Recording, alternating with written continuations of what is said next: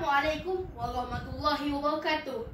Yang berusaha Tuan Pengurusi Majlis, barisan para hakim yang arif lagi bijaksana, guru-guru, rakan-rakan dan para sidang pendengar sekalian. Pada hari ini saya akan menyampaikan sebuah syarahan yang bertajuk Mencakna Jiwa Generasi Muda dengan Nilai Peradaban Unggul. Merdeka! Merdeka! Merdeka! Saban tahun, negara akan menyambut Hari Kebangsaan secara gilang gemilang dan dizahirkan melalui pelbagai cara, termasuk memasang jalur gemilang di rumah kediaman, kenderaan, pusat pentadbiran kerajaan, pusat perniagaan, juga sambutan di peringkat institusi dan organisasi, kempen, doa selamat dan pelbagai lagi aktiviti dengan tujuan untuk mensyukuri nikmat kemerdekaan dan menghargai jasa serta sumbangan pemimpin-pemimpin barisan hadapan masa silam. Para hadirin sekalian, dalam konteks meraihkan Hari Kebangsaan, golongan yang perlu dipandang dengan rasa penuh kebimbangan ialah golongan muda yang menurut takrifan World Health Organization WHO merupakan kelompok masyarakat yang berusia di antara 10 hingga 25 tahun. Mengapa perlu bimbang? Hal yang demikian adalah kerana golongan ini sedang mencari arah untuk meneruskan perjalanan hidup pada masa hadapan, sama ada arah yang dipilih adalah baik atau sebaliknya. Selain itu, golongan ini merupakan golongan yang sedang bergelut dengan perasaan dan jiwa yang ingin berseronok secara berlebihan, seperti berhibur dengan perkara yang tidak sesuai, bermain aplikasi yang melalaikan, terlibat dalam aktiviti cyber yang tidak terkawal, sehingga dan perkara-perkara yang melekakan, dan kadang-kala lupa akan tanggungjawab dan peranan seperti belajar, bersembahyang dan berakhlak mulia. Para hadirin sekalian, apabila kita bicara tentang menghayati semangat kemerdekaan dalam kalangan generasi muda, banyak perkara yang perlu dirungkai dan diperhalusi agar generasi ini tidak hanyut dibawa oleh arus hegemoni teknologi yang merosakkan nilai adab, budaya dan etika kebangsaan.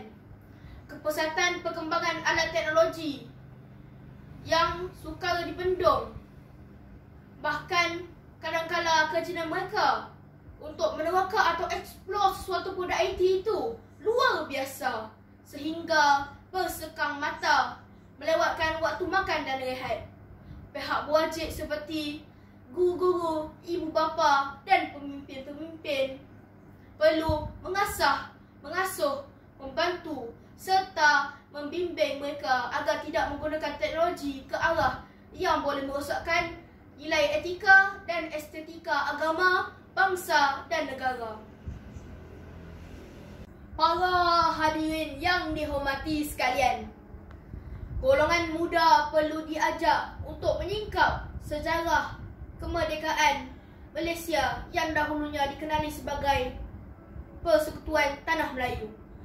Persekutuan Tanah Melayu telah diisytiharkan sebagai negara yang merdeka, bebas daripada mana-mana jajahan bangsa asing pada 31 Ogos 1957. Dalam tempoh ini, umum mengetahui bahawa negara ini telah dijajah selama 446 tahun oleh 4 buah negara, iaitu Portugis, Belanda, British dan Jepun. Selain itu, dalam tempoh ini telah lahir ramai pejuang tanah air yang melawan penjajah seperti Datuk Bahaman, Tok Janggut, Dr. Burhanuddin Helmi, Mat Kilau dan ramai lagi nama-nama masyhur pejuang tanah air. Pengorbanan Pengorbanan mereka bukanlah kerja yang enteng dan mudah. Mereka telah mempertaruhkan jasad dan nyawa. Malah ada yang terkorban, dibakar, digantung, dipenjara dan dibunuh dengan kejam. Usaha mereka tidak boleh dibalas dengan apa cara sekalipun, melainkan dengan mengenang jasa-jasa mereka. Hadirin dan hadirat sekalian, justru itu, sebagai rakyat yang pernah merasai nikmat kemerdekaan hasil daripada titik peluh dan pengorbanan pejuang masa lalu, sewajibnya dihargai dan dihormati oleh generasi muda dengan penuh kesyukuran. Seterusnya, mengenang dan bersyukur pula dimaksudkan ialah menjaga keamanan, perpaduan kaum dan menjaga nama baik negara, seperti tidak melakukan perkara seperti menconteng jalur gemilang, mengiktiraf perjuangan komunis, bermain dengan sentimen perkauman dan sebagainya.